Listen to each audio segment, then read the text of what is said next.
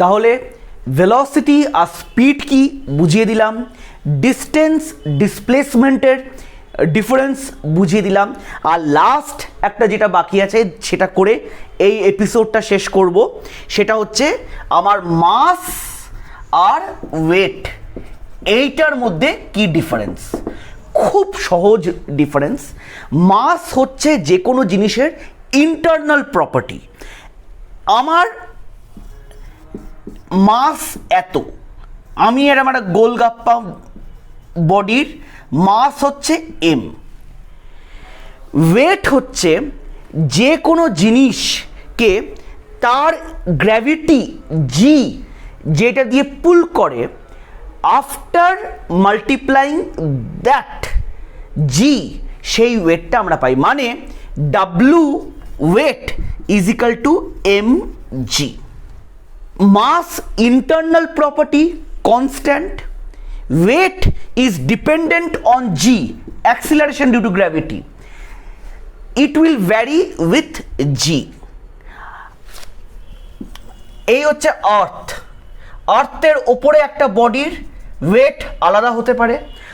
এই বডিটাকে যদি আর্থের একদম সেন্টারে নিয়ে যাও, ওয়েট চেঞ্জ হয়ে যাবে।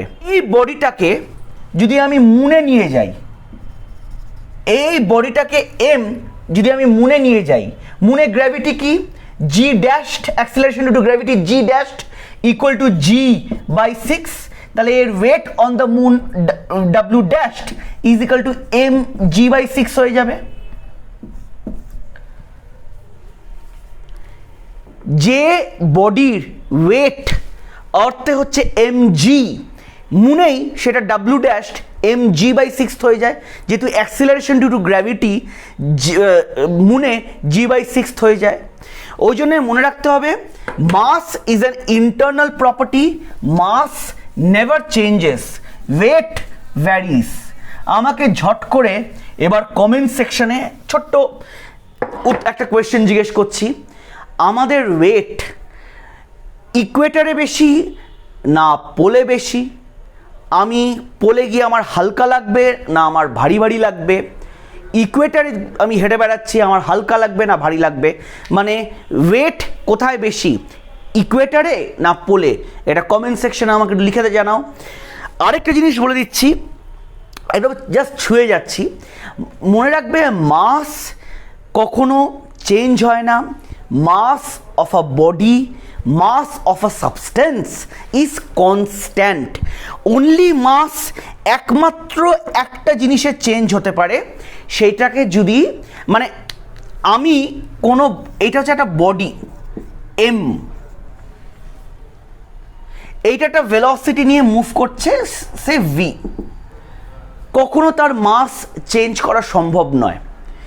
কিন্তু আমি জাস্ট খুব রুডিমেন্টারি আইডিয়া দিয়ে দিচ্ছি, কোনো বডিকে যদি আমি ভেলোসিটি অফ লাইট, যেটাকে c which is 3 × 10⁸ metre per second, high velocity of light, তড়িৎ বেগে যদি আমি সেই বডিকে ছোটাতে সক্ষম হই, দেন সামথিং ইন্টারেস্টিং হ্যাপেন্স। সেই বডিটার আর অস্তিত্ব থাকবে না। The mass will get converted into energy, যেটা আমরা ওই অনেকে দেখবে গেঞ্জিতে লেখা থাকে is equal to m c square, Einstein mass energy equivalence. একদম রুডিমেন্টারি ভাবে বলছি। এইটার জন্যই টাইম ট্রাভেল পসিবল নয়। কারণ টাইম ট্রাভেল কি, মানে আমি একটা জিনিস দেখছি, তুমি আমাকে দেখছো, তার মানে তুমি আমাকে, ধরো তুমি কম্পিউটারের সামনে বসে আছো বা মোবাইল নিয়ে বসে আছো, এই হচ্ছে তোমার চোখ, তুমি আমাকে দেখতে পাচ্ছ, তার মানে আমার থেকে একটা লাইট রে তোমার চোখে আসছে। এই লাইট রে আসতে কিন্তু একটা তোমার চোখে পড়তে একটা সময় নিচ্ছে, তারপর তুমি আমাকে দেখতে পাচ্ছ। So that's why we can't travel to past and also travel to future. কারণ আমাকে যদি ফিউচারে ট্রাভেল করতে হয়, আমাকে যদি পাস্টে ট্রাভেল করতে হয়, তাহলে আমায় কিন্তু কোনো জিনিসকে লাইটের বেগে ছোটাতে হবে, উইচ ইজ নট পসিবল। কারণ কোনো জিনিসকে যদি আমি লাইটের বেগে ছোটাতে চাই, তাহলে সেই জিনিসটার মাস ডিস্ট্রয় হয়ে যাবে, that will get converted into energy. And as a matter of fact, এইটা যখন আমি ধরেইছি একটু বুঝিয়ে দিই। ইন্টারেস্টিংলি আমরা সব কিছু মানে we don't live in future, obviously we don't live in present, we always live in the past. তুমি সকালে উঠে সূর্য দেখছো, সানরাইজ দেখছো, খুব সুন্দর মনোরম দৃশ্য, তুমি কিন্তু সেই সময় সূর্য দেখছো না। এই ধরো সান, আর তুমি খুব সুন্দর দার্জিলিংয়ের টাইগার হিল থেকে বসে সানরাইজ দেখছো। The light from sun will take approximately 8 minutes and 20 seconds to reach and hit your retina. So you are seeing the sun which is 8 minutes and 20 seconds ago.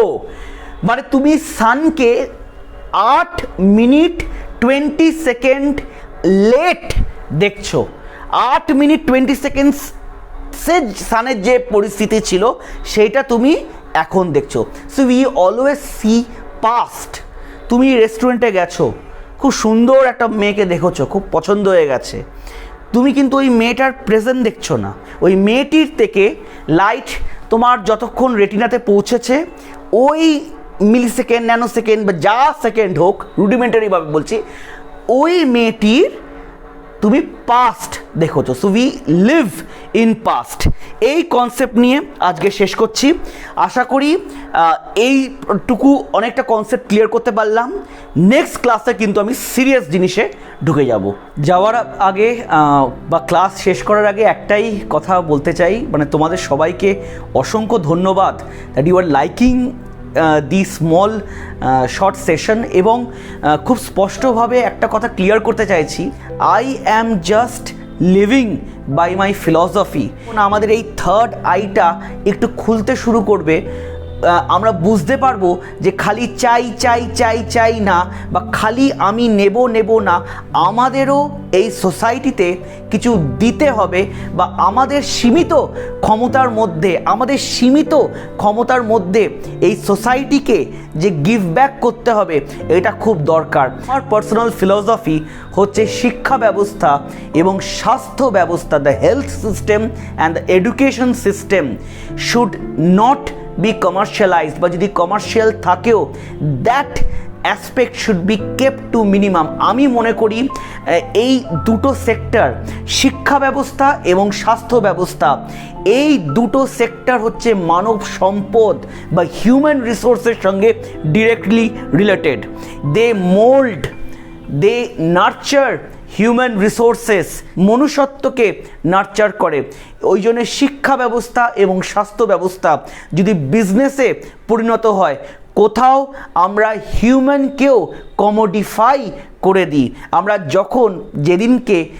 যখন human বিংসকে একটি commodity হিসেবে treat করব, সেদিনকে দেখব আমাদের পতন শুরু হয়ে গেছে।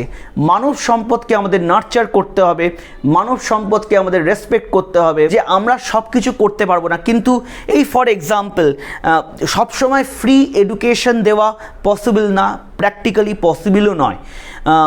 হয়তো অনেকে বলবে অনেক রিসোর্স লাগে, অনেক এস্টাবলিশমেন্ট লাগে, অনেক কিছু লাগে, কিন্তু গরিব ছেলে বা গরিব ট্যালেন্ট যাতে এর অভাবে নষ্ট না হয়ে যায়, সেইখানে কিছু তো দায়িত্ব বা দায় আমাদেরও নিতে হবে। ফর এক্সাম্পল আমি যদি খুব বলি, এই যে তোমাদের জন্য এই সেশনগুলো তোমাদের জন্য রিপ্রেজেন্ট করতে মানে কতই বা লেগেছে।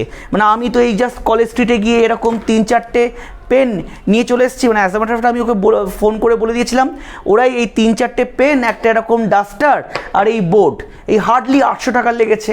আর আমাকে একটু অফিস থেকে ফিরে ওই রাত্রির 1টা-2টো অবধি তোমাদের জন্য জেগে ক্লাসগুলো একটু নিয়ে নিতে হচ্ছে।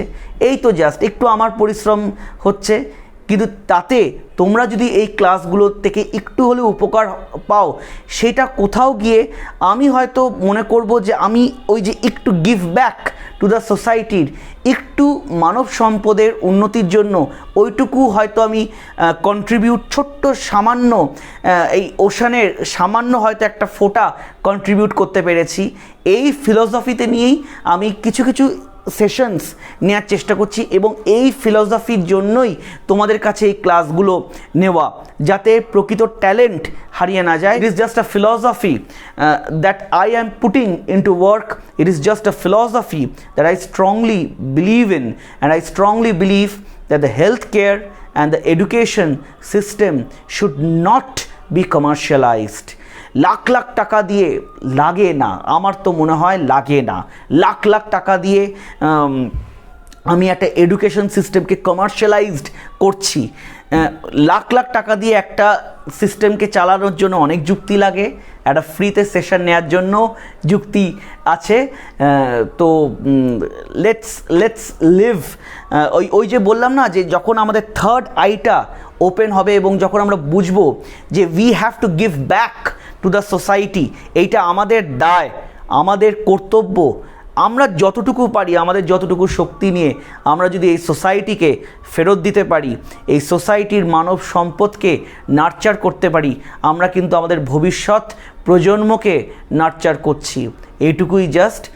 অ্যান্ড থ্যাংক ইউ ফর তোমাদের এই নির্ভেজাল ভালোবাসার জন্য। থ্যাংক ইউ তোমাদের এই ভালোবাসার জন্য, থ্যাংক ইউ। বাকি যে যা মনে করছে মনে করুক, যে যা বলছে বলুক। I am leaving my philosophy and I am very happy about it.